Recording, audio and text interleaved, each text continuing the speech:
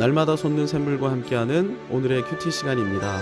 10월 13일 목요일 오늘의 말씀은 사사기 9장 41절로 49절까지 말씀입니다. 아비멜렉은 하루마에 거주하고 스불은 가알과 그의 형제들을 쫓아내어 세겜에 거주하지 못하게 하더니 이튿날 백성이 밭으로 나오매 사람들이 그것을 아비멜렉에게 알리니라.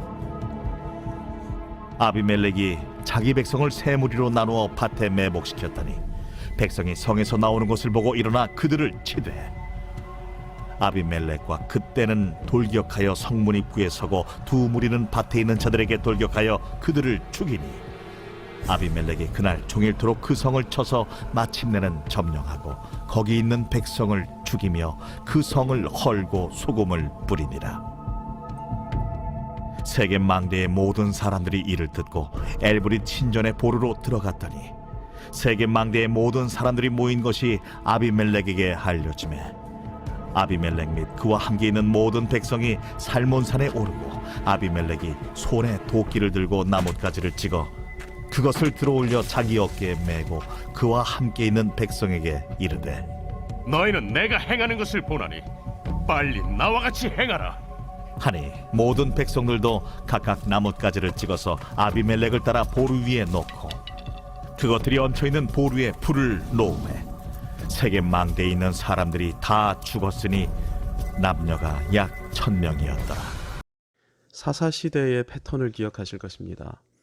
이스라엘이 여호와 하나님과 바알을 겸하여 섬기는 죄악을 범한 것이 사사시대 패턴의 시작이었죠. 이 죄악에 대해 하나님께서는 암몬, 블레셋, 하솔, 미디안과 아말렉 같은 이방 민족들을 가시와 올무로 들어 사용하심으로 이스라엘을 고통 가운데 처하게 하셨는데요. 이것이 사사시대의 또 다른 패턴이었죠. 이스라엘의 죄악 그리고 그 죄악에 대한 여호와의 징계. 이스라엘은 징계 가운데 여호와께 부르짖었고 그때 여호와께서는 구원자인 사사를 세우시어 이스라엘을 구원하시고 건져내 주셨습니다. 그런데 이 패턴이 기드온 이후에는 깨지고 있습니다. 기드온 이후 이스라엘은 하나님과 바알을 겸하여 섬긴 정도의 죄악을 넘어 바알 버리트, 아예 바알과 언약을 체결해 버리죠. 기드온 이후 이스라엘은 바알의 언약의 순종에 따르기로 서약함과 동시에 여호와와 맺은 언약의 율법을 완전히 파기해 버렸습니다. 당연히 여호와를 향한 예배까지도 중단해 버렸는데요. 이스라엘이 아무리 타락했어도 이 정도까지 타락한 역사를 찾아보기가 쉽지 않은데 기드온 이후 이스라엘은 바알 버리트 신전을 중심으로 그들의 삶을 전개하면서 오직 부요와 성공, 쾌락을 향해 질주하였습니다. 이 죄악에 대해 하나님께서는 이방 민족을 들어 사용하시던 그간의 패턴을 대신하여 새로운 징계 도구를 사용하시는데 그 도구가 기드온의 아들 아비멜렉이었습니다. 기드온이 300용사를 통해 미디안 13만 5천 대군을 물리친 다음 이스라엘이 기드온에게 찾아와 했던 말을 기억하실 것입니다. 8장 22절입니다. 그때 이스라엘 사람들이 기드온에게 이르되 당신이 우리를 미디안의 손에서 구원하셨으니 당신과 당신의 아들과 당신의 손자가 우리를 다스리소서 하는지라. 이스라엘은 기드온 왕조가 세워지면 그들이 강대국이 되어서 계속해서 번영을 누릴 수 있을 것이라고 믿었습니다. 하나님께서 이스라엘의 이 말을 듣고 계셨던 것이죠. 미디안의 손으로부터 이스라엘을 건져내신 분은 여호와 하나님이셨습니다. 기드온은 하나님께서 들어쓰신 하나님의 도구에 불과했죠. 그런데 이스라엘의 시선은 하나님이 아니라 기드온과 기드온 가문에게 쏠려 있었던 것입니다. 여호와 하나님께서 이 말을 들으시고 이번에는 가시와 올무로 기드온 왕조를 들어 쓰셨던 것이죠. 여호와의 통치를 거절하고 기드온 왕조의 통치를 기뻐할 때 어떠한 비극과 참상이 벌어지는지 하나님께서는 이스라엘에게 분명히 보여주기를 원하셨던 것입니다. 그런데 아비멜렉을 도와 만행을 저질렀던 사람들이 있었죠. 세겜 사람들이 그 주인공입니다. 세겜 사람들은 아비멜렉이 형제들을 몰살하고 이스라엘의 왕이 되는 일을 위해 금전적으로 후원자가 되어주었는데 이 후원금으로 용역 깡패를 산 아비멜렉이 형제 전원을 몰살시켜 버렸습니다. 이제 기드온의 합법적인 후계자는 아비멜렉밖에 없었는데요. 그래서 세겜 사람들은 아비멜렉을 왕으로 추대하죠. 그런데 아비멜렉과 세겜의 관계가 3년을 넘기지 못합니다. 왜요? 이해관계가 충돌했기 때문이죠. 아비멜렉이 원했던 것은 자신이 왕이 되는 것이었습니다. 세겜 사람들이 이 일을 크게 도와줬지만 중요한 사실은 지금 아비멜렉은 왕이 되어 있었다는 것입니다. 아비멜렉은 왕이고 세겜 사람들은 신하이면서 백성일 따름이죠. 신하와 백성은 마땅히 왕을 떠받들어야 하고 왕에게 복종해야 합니다. 그러니 왕이 되고 난 이후 아비멜렉은 더 이상 세겜 사람들에게 고마워해야 할 이유가 없었던 것이죠. 하지만 세겜 사람들의 생각은 달랐습니다. 그들이 아비멜렉을 후원하고 왕으로 옹립한 이유는 철저히 자기들의 유익을 계산해서 계산기를 두드린 결과였거든요. 우리가 아비멜렉을 이렇게 후원해서 아비멜렉이 왕이 되었으니 마땅히 우리에게 이러이러하게 보상해야 하는 것은 물론이고 우리에게 이러저러한 각종 공신 혜택을 나눠줘야 마땅하다. 그런데 왕이 되고 난 이후에 아비멜렉이 모든 것을 독식하기 시작하는 겁니다. 세겜 사람들이 이걸 가만히 볼 수 없었던 것이죠. 이렇게 불만이 고조되고 있던 찰나에 가알이라는 사람이 형제들을 데리고 세겜으로 왔는데 세겜 사람들의 불만을 들어주는 것은 물론이고 아비멜렉을 저주까지 하면서 세겜 사람들의 마음을 흡족하게 만드는 게 아닙니까? 그러더니 이렇게 선동하기 시작하죠. 더 이상 아비멜렉을 따르지 말고 아비멜렉이 세운 세겜 감독자 스불도 따르지 말자. 내가 아비멜렉을 제거할 테니 나와 함께 아비멜렉과 맞서 싸우자. 그런데 세겜 사람들이 가알의 말에 선동되더니 가알을 따라 아비멜렉과 싸우자 막 이렇게 연호하기 시작하는 겁니다. 세겜의 행정 책임자가 아비멜렉이 세운 스불이었는데 이 스불이 가알의 선동에 세겜 사람들이 동조하고 있다는 사실을 아비멜렉에게 첩보하죠. 이 첩보를 듣고 아비멜렉이 군대를 동원해 세겜 땅을 침공했는데 세겜이 대패합니다. 어제 우리가 살펴본 내용이 아비멜렉의 대세겜 1차 침공과 그 결과였습니다. 이 전투로 세겜은 대패했고 부상자가 속출하였습니다. 이 와중에 가알이 세겜 땅에서 도망가 버리는데요.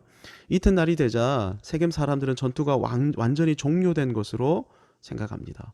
아비멜렉이 승리했고 그 결과 가알이 쫓겨나 버렸으니 이제 어쩔 수 없이 다시 아비멜렉을 섬기며 살아야겠다.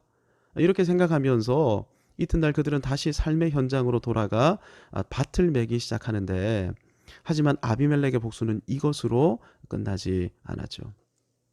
아비멜렉은 그의 군대를 세 부대로 나누어 한 개 부대는 성을 공격하고 두 개 부대는 밭으로 향하던 세겜 사람들을 죽이기 시작하였습니다. 세겜을 향한 아비멜렉의 분노가 얼마나 대단했던지 아비멜렉은 세겜 성 안의 주민들을 무참히 도륙하고 그 성에 소금까지 뿌려버립니다. 소금이 뿌려진 땅은 죽은 땅이 되고 맙니다. 지력을 상실해버리고 말죠. 세겜의 배반에 대해 아비멜렉은 현재의 세겜만 저주하고 끝낸 것이 아니라 미래의 세겜까지도 저주하였던 것입니다. 그래서 두고두고 이 세겜 땅에서 생명의 역사가 나타나지 못하도록 소금을 뿌려가며 저주하였던 것이죠.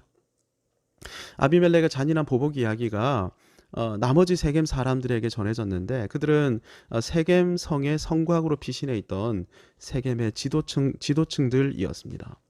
아마 이들은 아비멜렉의 정예 부대가 세겜 땅을 공격해 온다는 말을 듣고 그나마 가장 안전한 것인 성곽으로 피신해 있었을 것인데 아비멜렉은 세겜성 안과 밖에 있던 모든 세겜 주민을 도륙한 것은 물론이고 이제 성곽으로 피신해 있던 이 지도층까지 죽이러 올 것이 분명했죠.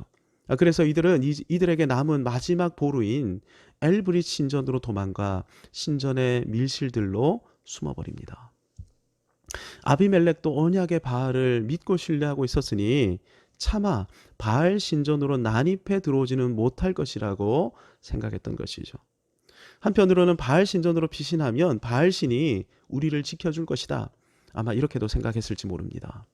하지만 아비멜렉이 정말로 섬겼던 것은 바알이 아니라 자기 자신이었습니다. 바알을 섬기는 사람은 실제로는 자기 자신을 숭배하는 사람이죠. 성공, 건강 전부 나를 위한 것 아닙니까? 그래서 이 세상 종교는 실제로는 두 가지밖에 없습니다. 여호와 하나님을 예배하는 여호와 종교, 인간 자신을 숭배하는 자아 종교. 그런데 놀라운 것 하나는 바알 브리트 신전의 규모입니다. 세겜 사람들 1000명이 바알 브리트 신전의 밀실들, 이 밀실들은 바알의 신전의 창녀들이 머물러 있던 방들인데요. 이 방들에만 1000명이 숨어 있을 수 있을 정도로 바알 신전의 규모는 그야말로 어마어마하였습니다.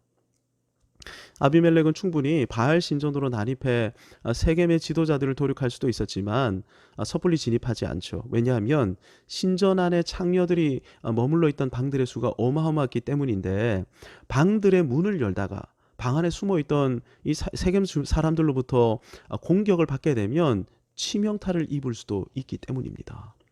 그래서 아비멜렉이 사용한 방법이 연기로 질식시켜 죽이는 것이었죠.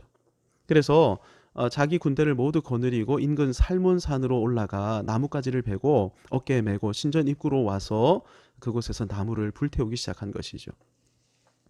그리고는 나무 태운 연기로 신전을 가득 채운 것입니다. 바알 버리트 신전을 채웠던 이들, 그 안에 숨어있던 이들 모두가 질식해 죽도록 한 것입니다. 이 사건을 통해 말씀하고 계시는 하나님의 섭리가 보이십니까? 기드온 이후 이스라엘은 여호와 하나님이 아니라 기드온 왕조를 의지하고, 기드온 왕조를 의지하면 그들이 영원한 번영을 누리고 안전할 것으로 착각했습니다. 하지만 기드온의 아들 아비멜렉은 시작부터가 악행과 철권 통치였죠. 그는 가시나무였습니다. 아비멜렉으로부터 나오는 것은 찌르는 가시와 태우는 불밖에 없었습니다. 그래서 아비멜렉의 악행에 동참했던 세겜 사람들은 아비멜렉으로 말미암아 비참한 최후를 맞이하고 말았던 것입니다. 하나님 아닌 다른 것들을 의지하는 사람들의 최후와 마지막이 이와 같을 수밖에 없는 것이죠. 하나님 아닌 그 어떤 것도 우리에게 참된 만족과 평안을 주지 못하는 것입니다. 하나님 아닌 그 어떤 것도 우리에게 궁극적인 삶의 의미와 목적을 제공해 주지 못하는 것이죠. 하나님 안에서만 우리는 참으로 만족할 수 있고 참된 인생의 목적을 알 수 있으며 구원을 누릴 수 있습니다. 따라서 하나님 아닌 것들을 더 이상 의존하지 않고 내려놓는 것이 가장 지혜로운 것입니다. 여호와 하나님만을 예배하고 따르고 경배하며 그분 뜻에 순종하는 것이 최고의 지식인 것이죠. 세겜 사람들이 최후를 맞이하였던 곳은 그들이 평생을 따르고 섬겼던 언약의 바알을 숭배하던 바알 버리트 신전이었습니다. 세겜 사람들은 그들의 바알 신전에서 요담이 예언한 것처럼 불의 심판 가운데 최후를 맞이했던 것이죠. 여호와 하나님께서는 이 사건을 통해 바알의 무능을, 그리고 바알을 섬기는 것의 비참함을 만천하와 이스라엘을 향해 선포하셨던 것입니다. 아비멜렉 시대의 비극을 통해 하나님께서는 오늘날 우리를 향해 말씀하고 계십니다. 여호와 하나님만을 의지하고 섬기라고 말입니다. 우리를 올가매려고 하시는 말씀이 아니라 우리를 사랑하시어서 하시는 말씀인 것이죠.